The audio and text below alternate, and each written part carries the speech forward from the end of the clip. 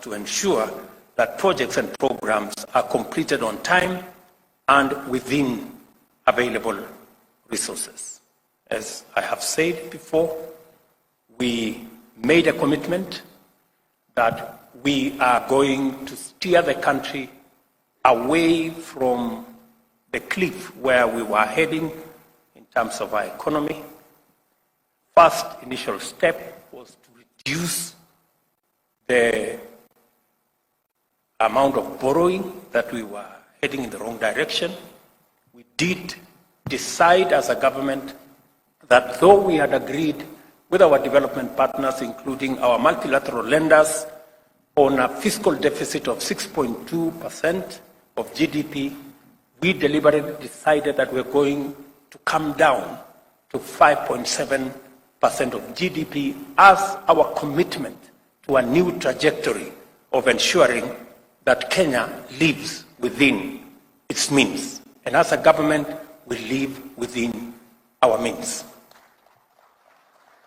In the same spirit, I have had a candid conversation with the ministry responsible for infrastructure, and the 910 billion worth of projects that were already in some form committed, we've scaled it down.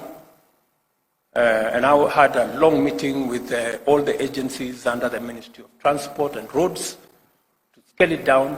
I think we have shaved another 250 billion out of that so that we can stagger the projects, deliver on the ones that are of immediate, already started and rolling, and then do the others later, because we have to live within our means.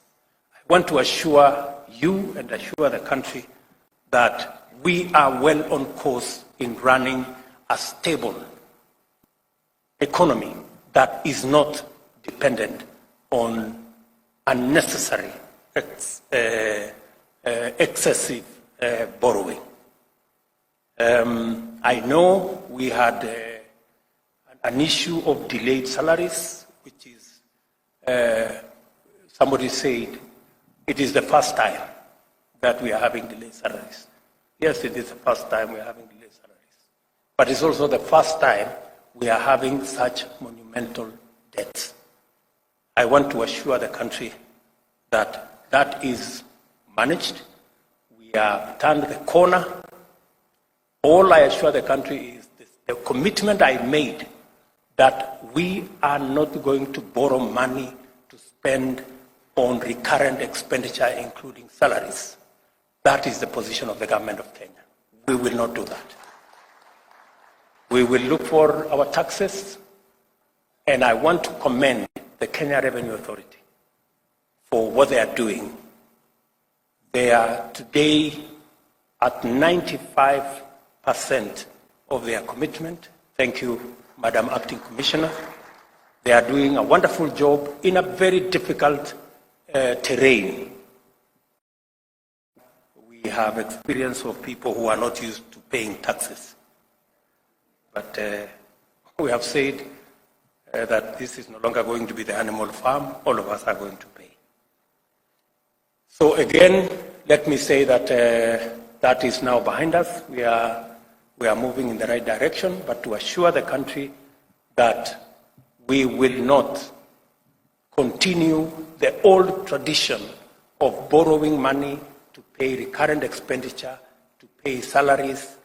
We are going to pay salaries from our own resources. We are going to carry out our recurrent expenditure using our own resources. And we have moved our fiscal deficit to 5.7%. Our target is to take it to 5% next year and 4.4% the following year, so that we can work within the parameters of the resources